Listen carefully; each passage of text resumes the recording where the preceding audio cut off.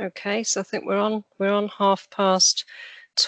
So as we saw in previous days, I think we'll get more people coming in the next couple of minutes. But in the interest of time, we're going to start. So hello and welcome to day 4 of the NQI Can Lunch and Learn as part of Clinical Audit Awareness Week 24. My name's Vicky Patel. I'm chairing today's Lunch and Learn alongside Marina. I'm the chair of NQI Can and Marina as our General Secretary. Theme today, influencing change at an organisational level. How can we utilise clinical audit to effectively influence change? The event is being recorded. You will have noticed that. It would be lovely to see your cameras on. Chat functions live. We ask you to please remain muted to allow less noise for our speakers and the recording. So if we move to the next slide, you can see this was our programme of Lunch and Learns for the week. We've had some really good attendance through week. The slide packs and recordings alongside further resources will be published on the HQIP web pages and the NQI Can Future NHS workspace as well. So today we'll start to move the focus on to change with us welcoming back Sam Riley, the Director of Making Data Count at NHS England, to support us all really in effectively influencing change. So if we move on to the next slide. Lovely. So you can see today then, we're just going to spend a few minutes between NQI Can and HQIP really setting the scene, touching on previous years, highlighting some key points for you, and then we're going to hand over to Sam to give us her words of wisdom and really enthuse us all to take some key top tips back to our organisations. Sam's going to announce who the winner is for the Influencing Change Clinical Audit Hero Award, and then we're going to have opportunity for questions. Do please post your questions in the chat. If we can't cover them all during today's Lunch and Learn, we are going to collate a Q&A and publish it alongside the slide pack and the recording, and then we've just got a little mini evaluation for you at the end. So if we move on to the next slide, I'm going to hand over to Claire from HQIP, who's just going to have a few minutes with you on influencing change from the HQIP perspective. Brilliant, thanks Vicky. So hi everybody, I'm Claire Fountain, Associate Director of Quality Improvement at HQIP, and you all know us, you know HQIP, you know us as the commissioners of the majority of national clinical audits, and we really try to make sure that our approaches are best practice, and you'll see why I mentioned that in a minute. What you might not be aware of is some of the other stuff that we now do. So we do some quality improvement projects for NHS organisations and others. We actually now also can be commissioned to do procurement, and we do sort of insight and evaluation projects for NHS England and for others as well. So over time, you'll start to see more and more of that stuff coming out. Now, obviously, we believe in the power of clinical audit, local and national, as a really, really important driver of change. And all those things that we build into how we commission the audits, looking at how making the data robust, looking at making sure patient engagement's really embedded, is really, really important, obviously, as we go forward. And many of you know me, and you know that I'm passionate about how do we make sure that national clinical audit and local clinical audit remains central to all of the discussions that happen nationally around improvement. And really that came to, that was in a discussion yesterday. So if we go on to the next slide, please. So just so you're aware, so next slide. Thank you very much. So just so you're aware, we did actually hold an extra event yesterday.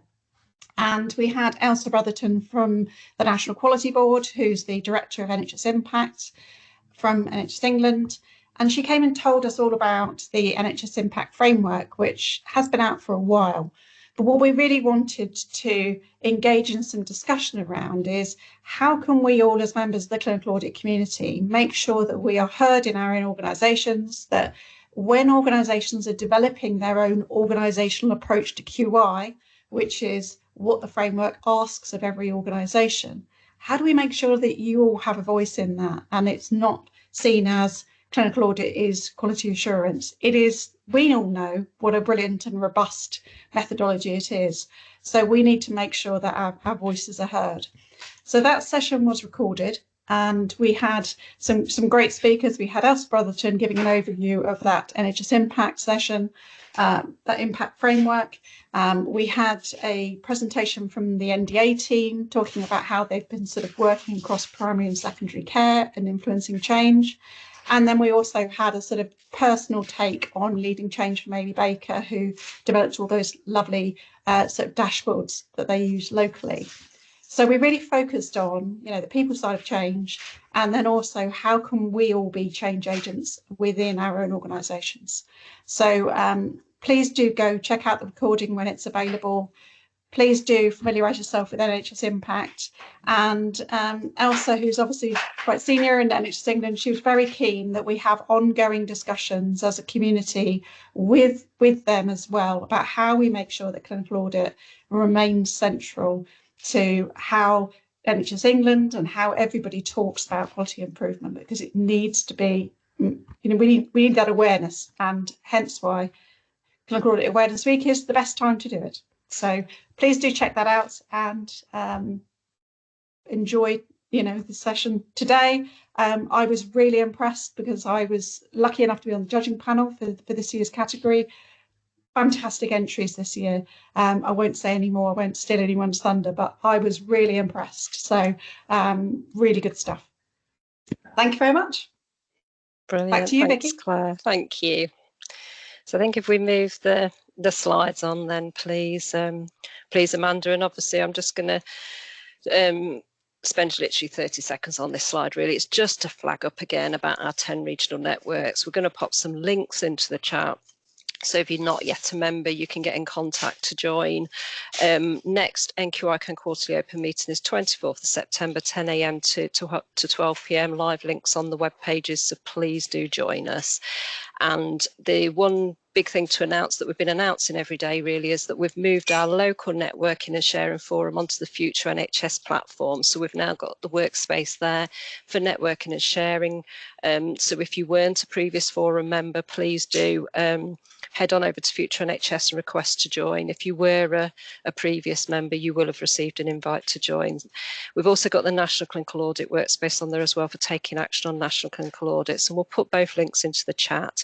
So if we just move quickly on to the next slide, then it's just to share with you what we challenged you with last year, and some thoughts on the right hand side here on what you really should be starting to get setting your mindset, I think, ready for Sam to talk, and then our presenters after Sam.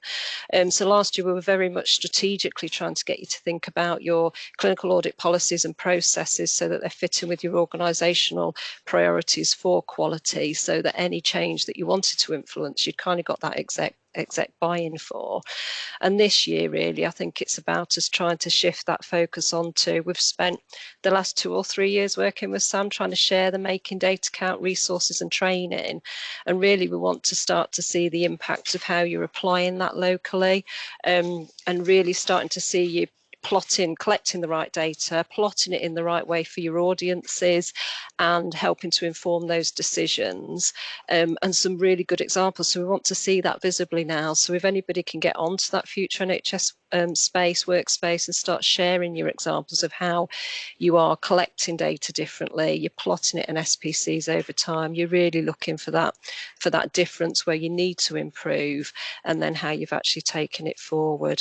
We also know just very quickly that we've had some recent publications around starting to build your connections with your partner organisations and starting to think a bit more system-wide now. So today and tomorrow we'll start to touch on that a little bit more in terms of change as well. But I'm not going to talk for any longer because I really want to hand over to Sam now. So we'll move on to the next slide and we'll hand the microphone over to you, Sam.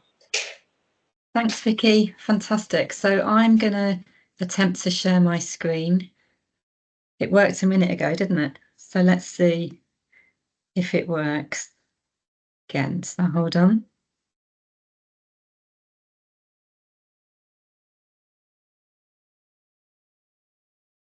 So can you see my slides, Vicky? We can. See them, yes. Excellent. And they're on slideshow, she says, hopefully. They are. Fantastic. So fantastic to be back. So I'm Sam.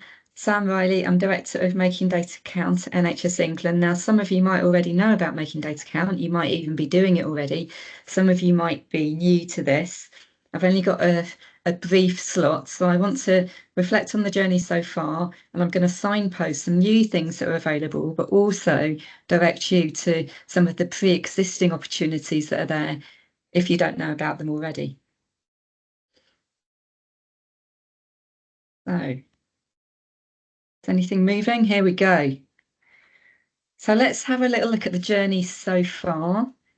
Well, the first thing to say is Making Data Count was born in May 2018. Who could believe it's that long ago? Is this all moving, Vicky? Yes, It good. is, yeah. Fabulous, just checking. Now, it's actually in September 2018 that I did the first in-person training session with this network. So that was quite a while ago, wasn't it? That was when Making Data Count was very young. Then in January 22, we did an introductory session. All of these sessions will have been recorded. I think even the in-person one was recorded. And I think there might be some links going into the chat there. In June, we talked about how we could really start to influence change. Then in March 23 last year, we looked at how we could have improvement-focused conversations. And then actually last year, you heard from Deb within my team, rather than myself, and you will have heard about Deb's story of transformation. So you would have met the old Deb and the transformed Deb, and how that had improved what she was doing. But it was a special day last month, so I just had to take the opportunity to let you know that Making Data Counts, well, this was when Making Data Count was one. And we had a couple of fancy birthday cakes there, didn't we? Look at that one with the dots in the middle. How amazing is that? Well, last month Making Data Count was actually 6, so we had a bit of a celebration. So just to reinforce, you've been with us pretty much on the whole of this journey, and hopefully we can continue to collaborate going forward. So let's just have a little think about who old Deb was. So old Deb worked in the clinical audit team at St Elsewhere Hospital, and she undertook very important clinical audits. They tended to be audits that had been undertaken forever. So they always did these audits, or maybe somebody mentioned that they want one and one was undertaken. So she's got a lovely, very important clinical audit. She's done some data analysis. She's got bar charts, some nice 2-point comparisons going on there, which she got a tick for. People liked this. And the good news was that over the audit period that she carried out the work, she was able to meet the target. So look, Deb was very enthusiastic and happy. So that was the old Deb. Very keen, wasn't she? But then she bumped into Vicky in the car park, I believe, and Vicky told her about Making Data Count, and she watched all of the pre-recorded sessions. So now Deb wasn't undertaking random audits. She had an audit that was an agreed trust priority, because that's useful, isn't it? She had executive sign up to the audit. That will mean, hopefully, that the findings are taken more seriously. There is a robust plan, not only around the audit, but actually implementing the findings from the audit. And she had real engagement with a multidisciplinary team, and there were some real targeted things that came out of that. So that was the new and improved Deb.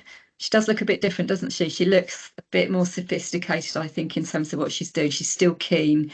But now the great news is that Deb can really properly evidence the amazing improvement work that happened as a result of the audit in a fantastic Making Data Count style SPC chart. Now, if you're looking at this chart and you're thinking, I've got no idea what this is, then at the end, you'll find out the training that you can join, which tells you about what SPC is and why it's important and massively useful working in improvements.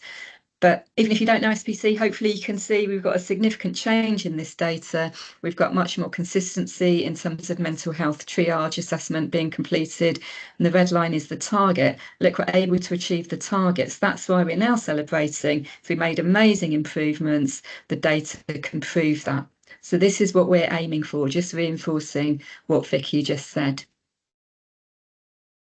So I think clinical audit is probably very similar to people that are working in the improvement team. So here, just as another example, we've got Ree, who did a lot of work on trying to reduce falls. They've done loads of work. She didn't know if the work had made a difference. So she's used one of our SPC tools, which all of you could use. And she's got blue dots on her chart. If you've done making data count, you know that the blue dots tell us that we've got improvement, and that's where we're going to have the celebration. Now, the good news is, and it's fair to say, I don't see lots and lots of examples of this in the audit world. That's not to say they're not there. So I'm definitely interested in, if you are out there using clinical audit and presenting your data as SPC. We are, though, seeing lots more people starting to use SPC to evidence improvement. So here's a nice published paper. We can see, again, they've used one of our tools. Amazing. Look, they've got fantastic improvement there. So this is what we're aiming for, isn't it? Take away the guesswork. Let's evidence what we're doing.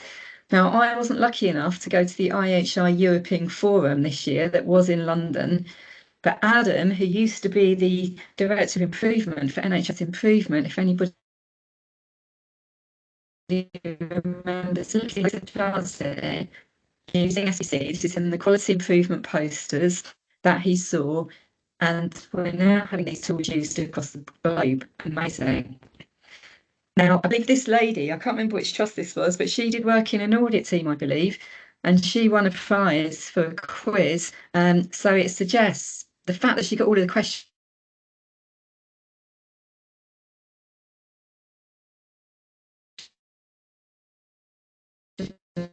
right, it's available to you. So I've got a couple of thoughts for you really today to add to what you might have learned before.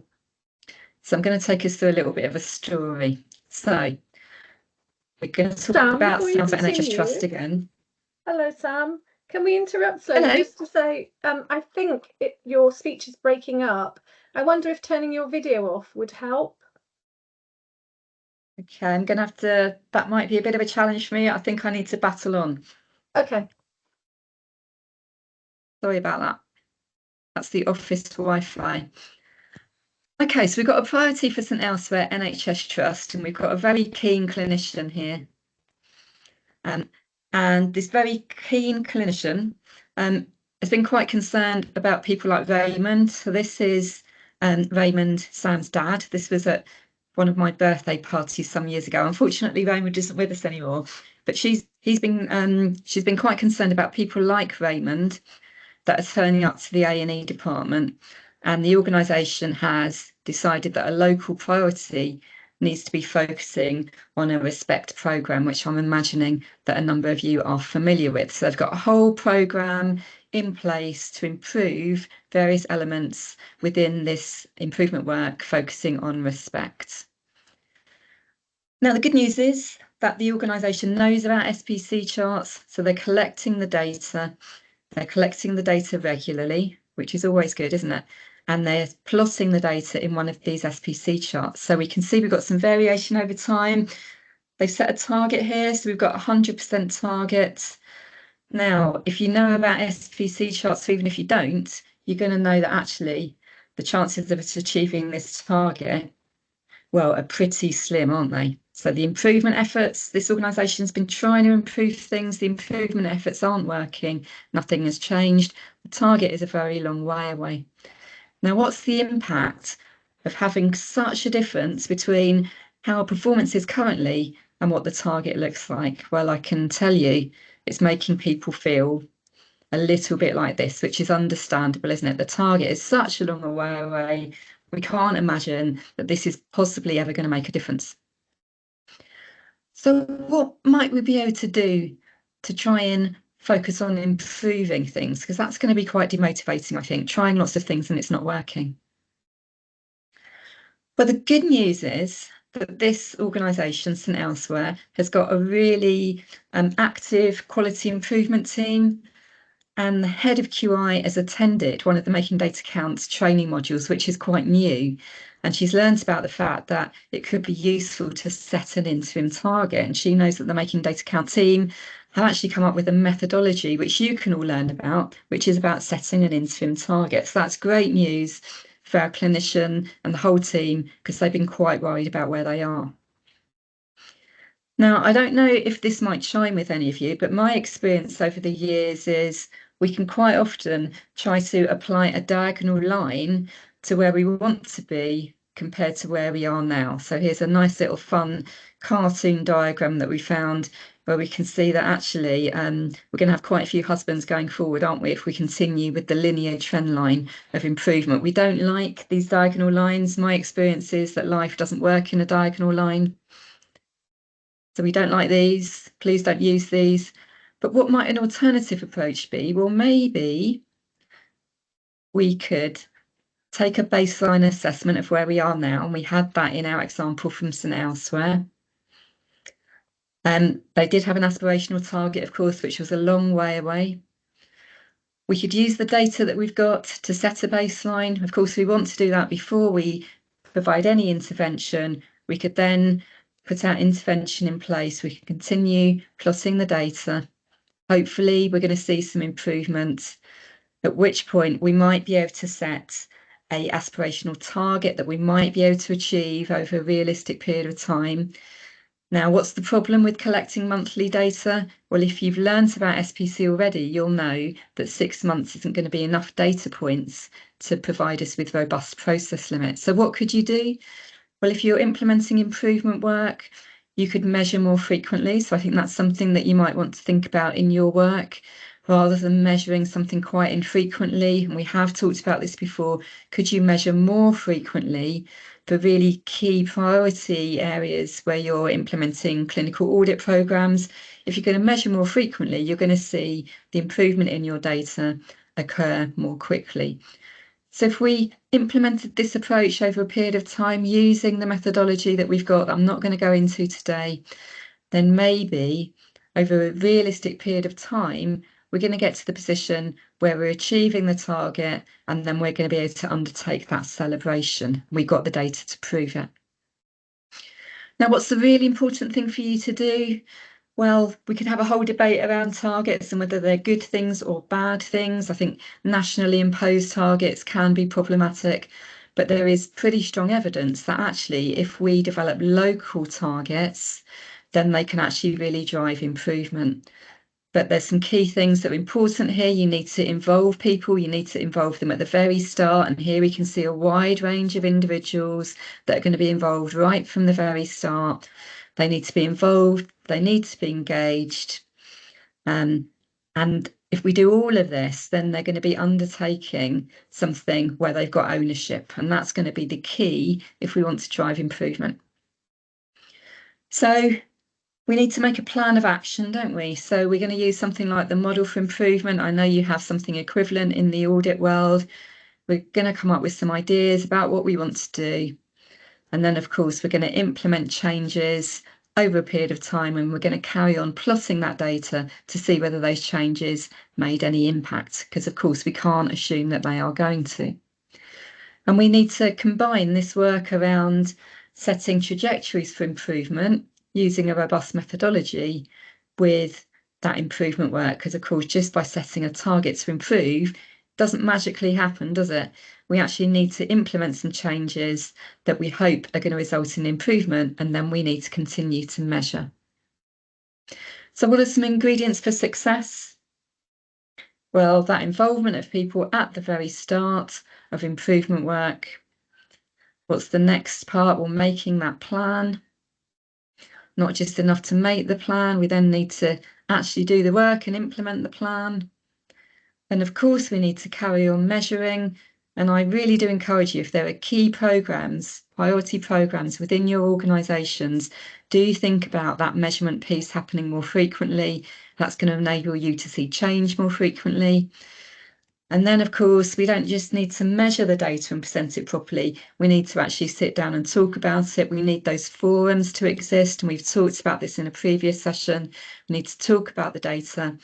And then we need to go around the circle again, dependent on what the data is telling us.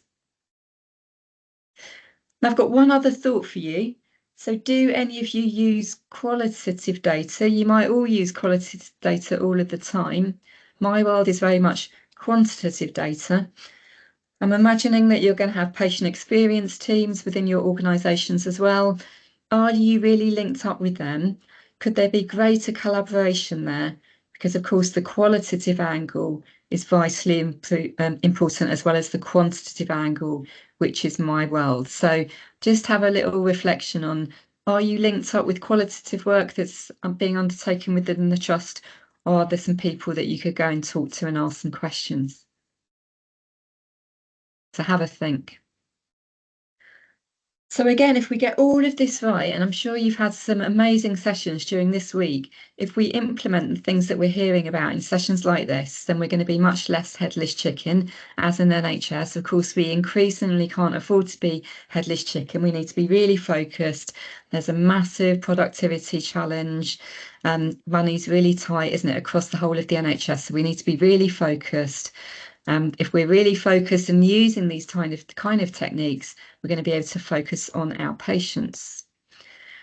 Now, I don't know if it was last time or the time before, Vicky came up with this fantastic clinical audit checklist that I thought it was just worth reminding ourselves of today. So if you go through this checklist, which you could, of course, print out, and you put ticks in all of the boxes, you're going to be in a good position.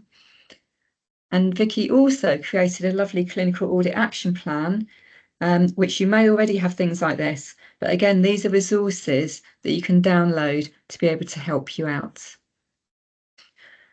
So to finish then, so we do have lots of resources that are available to you. So if you don't know about SPC, you can join our training.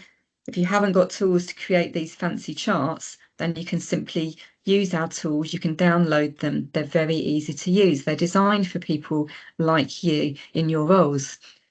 Now, we do now have 10 steps of training. So these are teams-based training sessions. Each of these is an hour long. And the idea is that you do step through them in order. So step 1 is your introduction to making data count. And then you can see we've got a whole range of other steps. Now, the newest steps are the ones that I've touched on today. So making qualitative data count is step 9. And then our latest step is on setting those targets and trajectories. So they might be steps that you want to undertake if you've done all of the other training. If you don't know about any of this, you might want to prioritise attending some of these sessions, which are CPD certified. So there is a benefit of attending the training, as well as learning lots of exciting stuff. You're going to get a CPD point, and you can even get a certificate. Now, we've just set up training dates from September onwards. We run this series every 6 weeks, so we can make sure that you get the link to the training document with all of the dates on when we've set that document up. We do have a futures site in addition. I think we've got 12,500 members now. So everything that you need is here. There's an events calendar, there's a tools folder, and all of our training materials and slides and recordings are in the training information folder. So that's all from me. So a big thank you. I hope I didn't break up too badly. So I'm now going to stop sharing my screen and hand back to Vicky. Thanks, Sam. That was brilliant. And it's really good to have the signposting to the training as well. It's even if you haven't done it for a while, it's a good refresher, isn't it? But it's just making sure you share it back in your own organisations with everybody as well. A fantastic resource.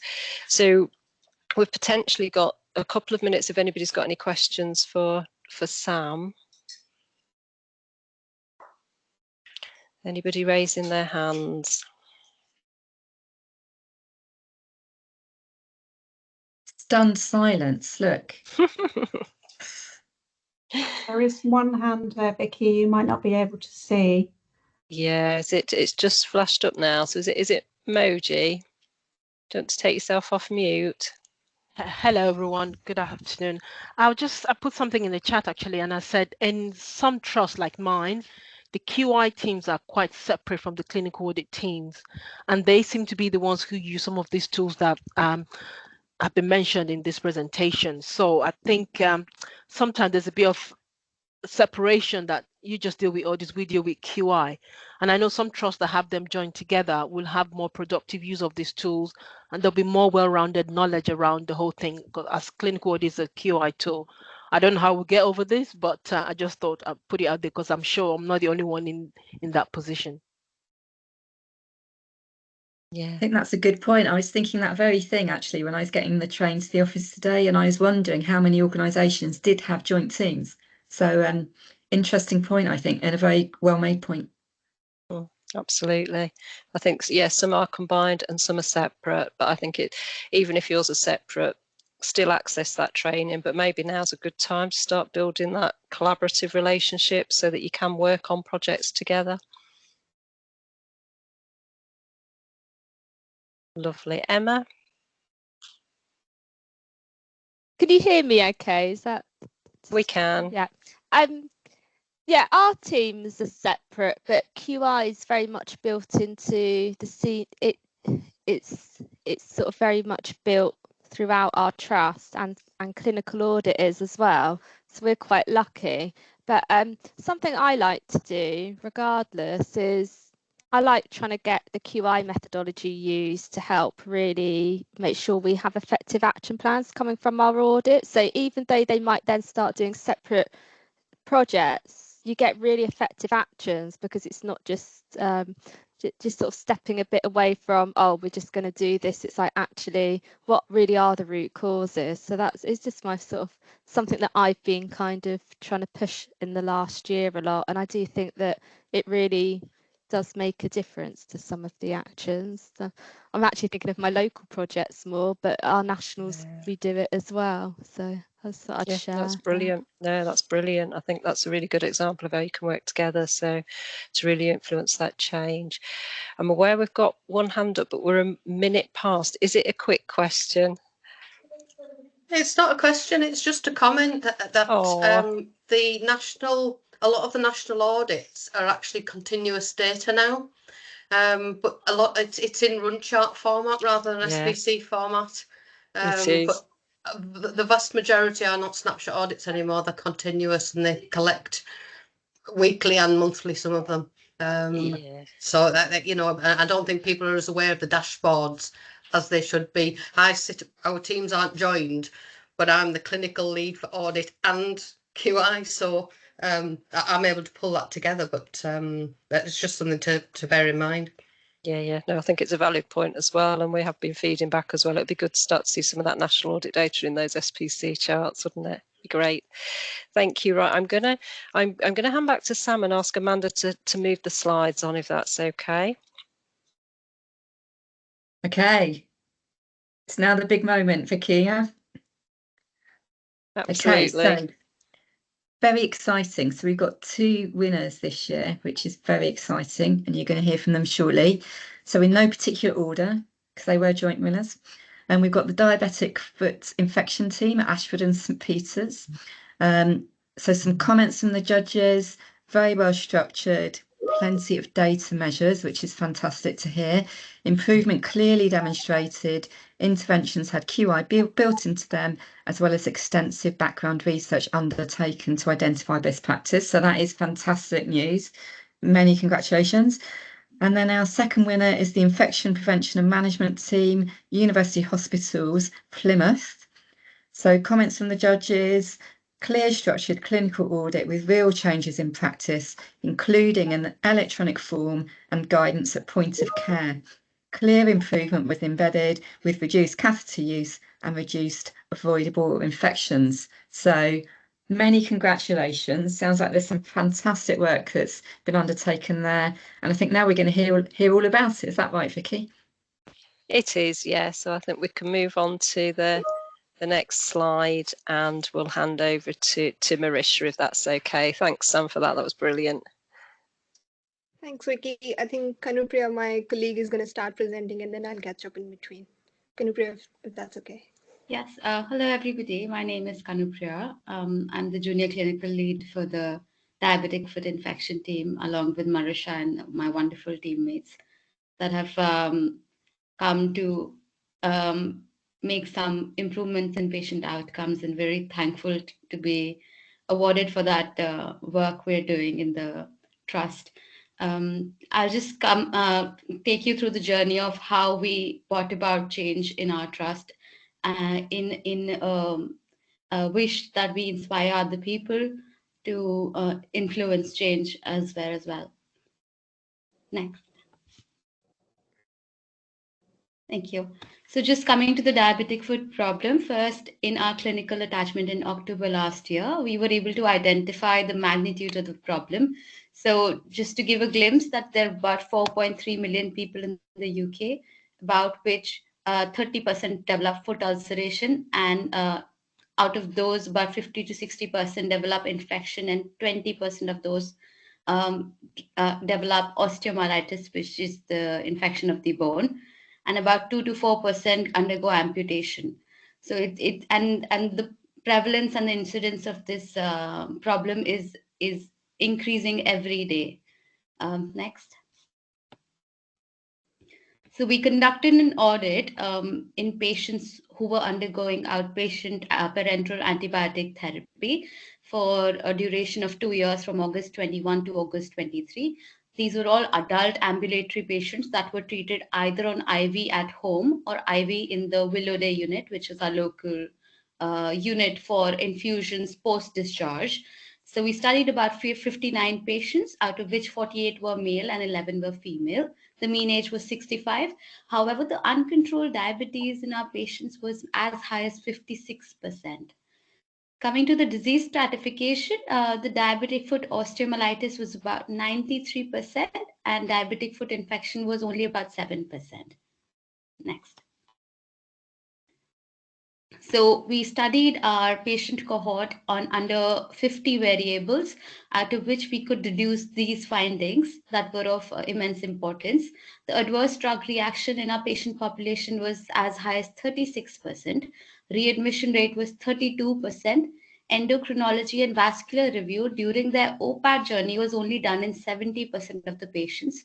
And an extended OPAT, meaning that the parenteral antibiotics first prescribed to them while they were inpatient were extended in 48% of the people. Extended oral antibiotics was further to 39%, and IV antibiotics more than 6 weeks was found to be in 44%, and more than 14 weeks at 10%. Next. The mortality data suggested that the mortality under 30 days was 0%, and mortality data at 1 year was 8.5%. Coming to the surgical intervention, the surgical debridement was 7% and amputation was 14%. Next.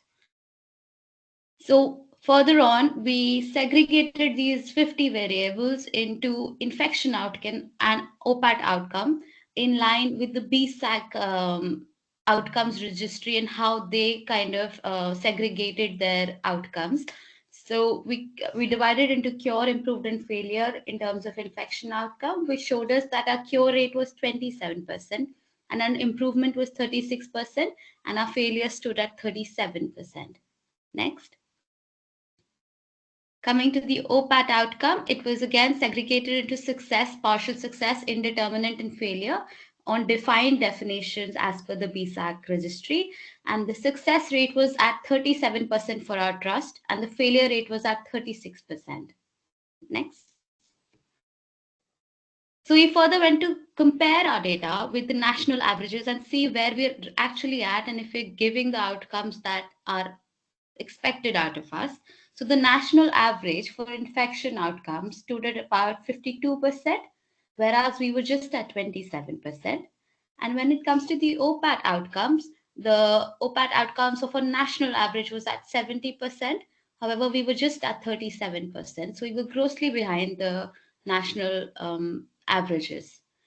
So this kind of data suggested that things need to change, and we got together with a team of everybody, like from GPs to clinicians to podiatrists, and we sat in a room to see where was the problem and where was the lag in the system that we were not at national averages. So can you go next? So this was a typical patient that we tried to study to see what persistent failures are. So we plotted all our patient cohort in like a normal distribution curve, and we pinpointed somebody that was in the center of the curve according to the number of days of IV that was given to that patient. And we saw that this patient had regular appointments, but every time he had an appointment, the IV antibiotics were extended.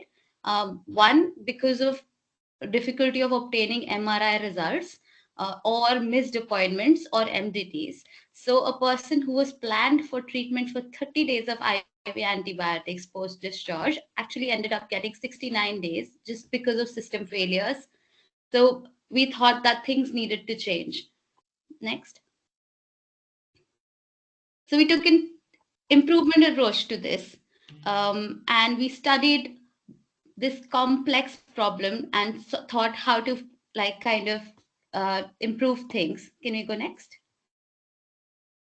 So this is our patient pathway for somebody who has diabetic foot infection. And this is just volume 17 of what we were trying to do initially.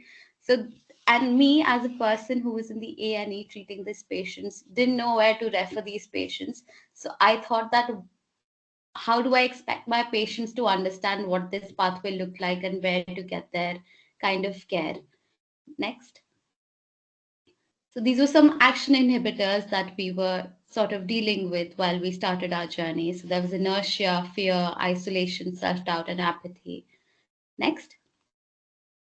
Next. So these were some of the kind of feedbacks we got from the team that got together. And so we thought how to motivate change. Next. And next. Next. This is a PDSA cycle, how Samantha told us about, and we use this as a model to bring about change. We created a sense of urgency to break down the complexity and find the problems. We found the hope and looked for opportunities. We motivated people to think that we can make a difference, and we formed a strong team, and we had regular meetings every Monday morning to get the momentum going. So we never backed out. We got a sense of solidarity and purpose with regular meetings with podiatrists, TVNs, a consultant endocrinologists, and all kinds of people who were involved in the care of these patients. And we made a strong case for change and got some funding to get some proposed changes that Marisha will tell you about. Next. So I'm just gonna run through quickly. So these are the proposed changes. We identified 3 key areas: inpatient care, outpatient care, and community care. So in terms of inpatient care, we defined the criteria for departmental responsibility. We defined the criteria for referrals. We also started educating junior doctors around the trust in regards to diabetic foot ulcer, how they're managed, what are their complications, and we formed a streamlined pathway for a post-discharge follow-up. In outpatient care, the hot foot clinic that currently took care of the patient was very clogged up. We wanted to reduce the waiting times. We also wanted a prompt post-discharge follow-up. And the community phase of the project is the one that's starting next month, and we're getting all the community stakeholders together just to discuss what are the problems in the community and how we can improve them. Next. So this is the team, and this is the referral pathway. We can move on to the next slide. So this is the main key thing that we started recently on the 7th of February, the Willow Day Diabetic Foot Clinic. It's being headed by consultant diabetologists. We have 2 podiatric surgeons. One of them is a consultant, and we have the IV specialist nurse. We do the review of the patients who are on IV antibiotics and try to switch them as early as possible to oral antibiotics, because there's plenty of evidence that prolonged IV antibiotics have made no difference to the outcomes of diabetic foot ulcers. We debride the patients in the clinic. There's more of wound dressing, and as a holistic management, we also check their diabetes. In terms of new innovations, we are trying Stimulan, which are antibiotic beads for local antibiotic instead of the systemic, because a lot of our patients were having adverse drug reactions because prolonged antibiotics. So this one gives locally a very high amount of antibiotics and for a prolonged time. And the other thing that we're trialing is with Thermology Health. It's a thermal plate imaging system that diagnoses early diabetic foot ulcers. Next slide. So these are the preliminary results. We've seen 27 patients since the invent of the clinic in the 7th of February. 27 have been reviewed, 17 are on IV antibiotics. Our IV antibiotics, more than 6 weeks, has fallen down from 44 to 11, and the adverse drug reaction has fallen from 36 to 17%. Next slide. And the treatment outcomes, these are the major outcomes. The cure rate has improved, it's gone up to 35%. We are debriding more and more patients now, and we're just not relying on IV antibiotics. It's 47%. Amputation has fallen, and the readmission has gone a bit high, but they have been, it's basically the prompt referrals from the clinic, the post-discharge clinic, and so the prompt referral is for amputation and vascular interventions. So people are being seen early and being referred to the specialist early, because early specialist review has been identified as the main factor in healing these diabetic ulcers as part of the national diabetic audit as well. We can go to the next slide. Thank you. That's the end of it. Sorry, it was a bit fast at the end. Lovely, thank you. That's brilliant. We've literally got about a minute for a question if anybody wants to pose one verbally. If not, we can pop some questions into the chat, and I'm sure you'll be able to respond to those as well. Yeah, I definitely. can't see any hands, so I think we'll move on to Annette, if that's okay. Please do post your questions in the chat.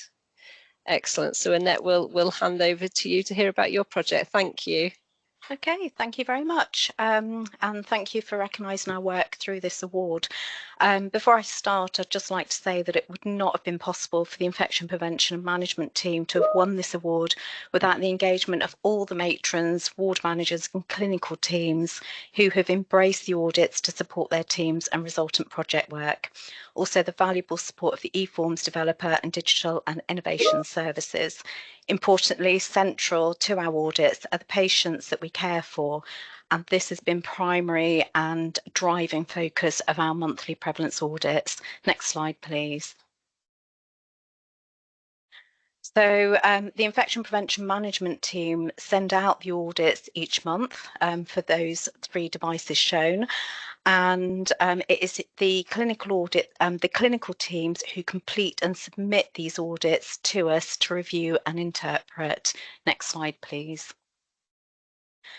The monthly prevalence audits enable us to review accurate data on clinical care across our organisation. Immediate concerns are followed up by the clinical teams at the time of the audit and localised learning put in place. The data results for all 3 audits are reviewed by the Infection Prevention Management team and reported to matron leads for each of the devices and the Infection Prevention Subcommittee, which is held each month.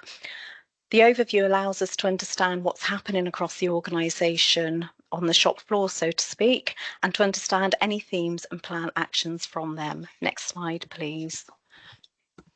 The actions form part of wider quality improvement project work to improve care and management of biomedical devices. The audit process essentially leads to change in practice. Next slide. Thank you. The data from the audit was critical in development of an electronic urinary catheter assessment and monitoring tool known locally as the EUCAM.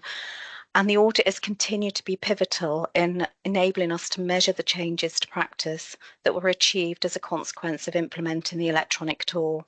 Essentially, both the audit and the EUCAM are a dynamic process where one continues to inform the other. Additionally, the audit data has enabled us to focus on where to embed guidance within the EUCAM in order to promote best practice. The part of development of the EUCAM was an enormous piece of work and required collaborative working with cascading of the rollout through the matrons, face-to-face teaching, micro-teaching, teams teaching, weekly top tips on how to use the EUCAM, as well as video tutorials and a lot of comms by our team. Next slide, please. Examples of how the well-established audit took such an important role in the quality improvement project was how it identified stubbornly unchanging and at best a slow rise in urinary catheter fixation device use, lapses in or absent paper documentation on catheter care and management, compliance concerns with reviewing a patient's fluid monitoring and bowels, and urine bags being inappropriately placed or not in date. It was from the audit data alongside investigations into catheter-related bacteremias that enabled us to lead a quality improvement project, as shown on the previous slide. Next, please. Through the use of the monthly prevalence audit and its data, we've been able to influence change for every patient, every catheter. Next slide, please. every clinical team, and across all our inpatient clinical settings. Next, please. And again, thank you. The 2 points that are valuable to take away is that the monthly prevalent audit measures practice change, and we've been able to change the aspects of practice that we audit. Next, please. Now, on to the most exciting part of my short presentation. Next, please. On the day of launch of the EU CAAW, we had 320 urinary catheters in situ, and within only a few months of the inception of the electric tool, there was a reduction to only 260, which is a massive reduction of 20%. And this has continued and is confirmed by our monthly prevalence audit. Next slide, please. As mentioned earlier, prior to the quality improvement project, the monthly prevalence audit had helped us nudge the rates of fixation device up, but it had pretty much plateaued, as can be shown on this chart. The EU CAAW launch set the trajectory of compliance with this upwards, and the audit has shown this trend to have been maintained. Next slide, please. Whilst acknowledging that this is a small data set, the 2 bar graphs show University Hospital Plymouth Trust's avoidable urinary catheter bacteremias based on our internal reporting process. For the reporting year of 22-23, there were 10, and the last reporting year, this was halved to only 5. This comes at a time when there's now been practice guidelines embedded within the EU CAAW that ensures optimal care of devices and daily reminders to review the need for a urinary catheter, hence the reduced numbers of catheters in place. Next slide, please. And finally, the Infection Prevention Management team has just completed an additional quality improvement project to influence change and promote the use of sheath catheters. An external sheath catheter can avoid the use of high-risk indwelling urinary catheters in certain groups of patients. The EU CAAW tells us the reason for every urinary catheter being in place, and data for patients with a catheter in for a specified acute need documented as acute close monitoring of output or open sacral or perineal wound is monitored through the monthly prevalence audit. Therefore, the audits have proved invaluable in enabling us to identify the key groups of patients where they're located in order to target the use of sheath catheters. We were therefore able to focus the initial QIP on the most appropriate ward. The project ran from February 24 to May 24. The findings identified avoidance of urinary catheter in 6 out of the 11 patients who had a sheath catheter used. Being able to monitor the project's success through the audit has led to wider use of sheath catheters, and this is another great example of just how clinical audits can influence change. Next, please. The slide truly speaks for itself. The audit tool provides such good quality data that UHP has made the decision to stop the other routine audits of peripheral venous cannulas, urinary catheters, and central vascular access devices as part of the Saving Lives bundle, for teams to focus more on the monthly prevalence audits instead. Furthermore, we can alter the well-established monthly prevalence audit when needed in order to measure different aspects of care. And recently, we have made one small change that ensures we capture all the quality indicators the organisation has agreed are priority measures of care for these devices this reporting year. Importantly, moving forwards, the audit tool will be critical in the development of further quality projects. Next, please. Thank you from myself and our team with the Infection Prevention and Management. Thank you. Thank you, Annette. That was excellent as well. It's that's good. I've put a question in the chat to Marisham team, and I suppose it's probably the same for yourself, Annette, really. What do you think made the biggest impact then on achieving that improvement? I think it was engagement with all the teams, the communications. Our matron leads were a formidable force, getting that information out on the shop floor and engaging with their clinical teams and nurses, doctors, communications. It was just a really, really well embraced, and because the audit is so well embedded within practice, it didn't come as being difficult to try and capture the initial information in order to move forwards.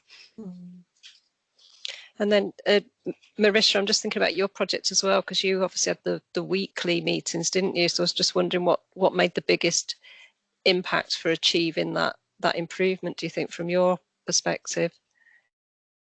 Yeah, I think it was the awareness and then everybody coming together. I think that motivated everybody to bring about the change. And I think the team is great. Everybody is very enthusiastic and they find out the time during their busy schedule and they're meeting every Monday and they're discussing things. So I think it was the collaboration of everybody coming together and then everybody taking an initiative. I think that's what's been, and everybody being so motivated about it. That's been great. We just feed each other's motivation and just keep going. Yeah. Yeah, that's brilliant. Thank you. To add to that, I think regular results, like how we have preliminary results. So we're doing this every kind of bi-weekly. So just to see that improvement going up, it kind of motivates to them that they're going in the right direction. So just like an enforcement in terms of data really makes an impact. Brilliant. And every patient matters. Every ulcer healed is so much every patient getting discharged from our post-discharge clinic is so great to hear, and every patient healed is great. Yeah. So data for both your projects, then having that data plotted continuously over time, yeah, really helping to keep influencing that change then. So it just comes back to everything Sam's just shared with us then, doesn't it? Has anybody got any questions on the call?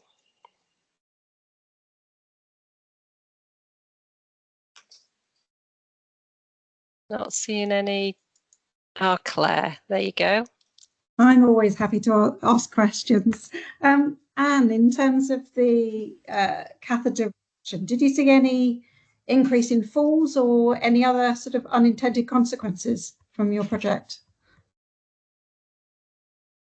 Sorry, was that for myself? Yes, it was. Yeah. Regarding, no, we didn't.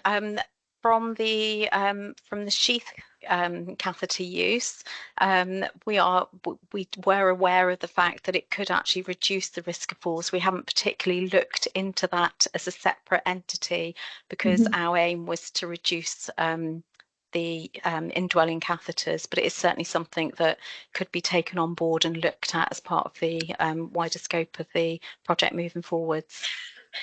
Great. And the number of infections, the total number of infections went down, not just the percentage that were the number that were avoidable.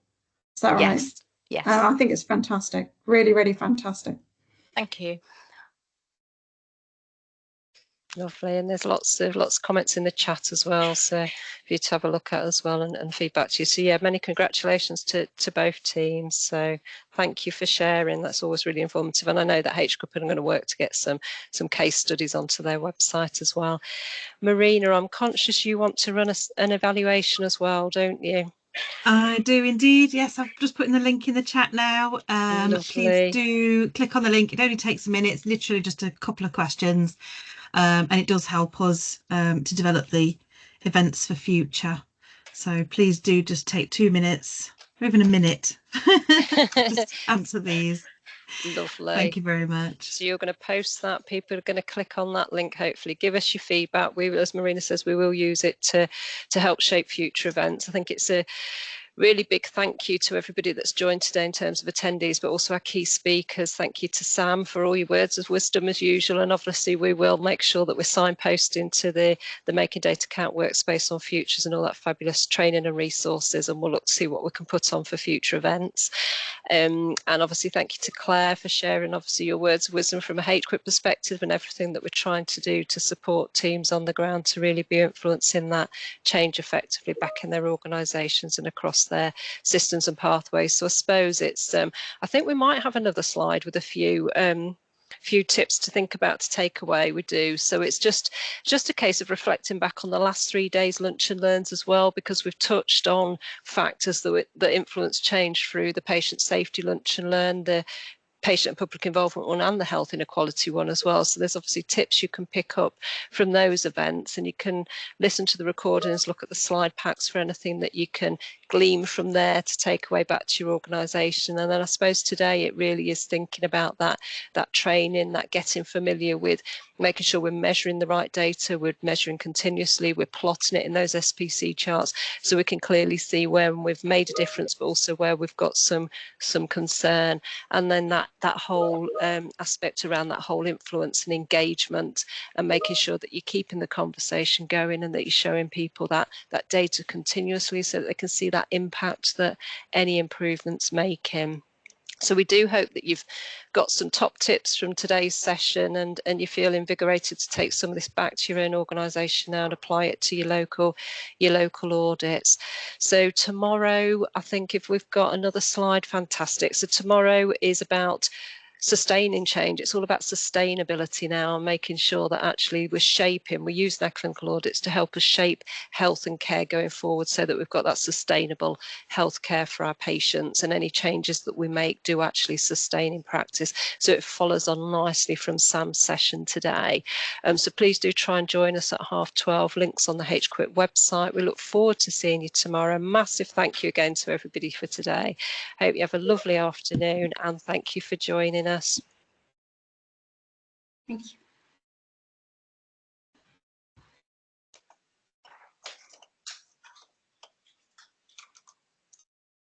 Just a quick observation, Vicky. Sorry, I have had my hand up in the thing.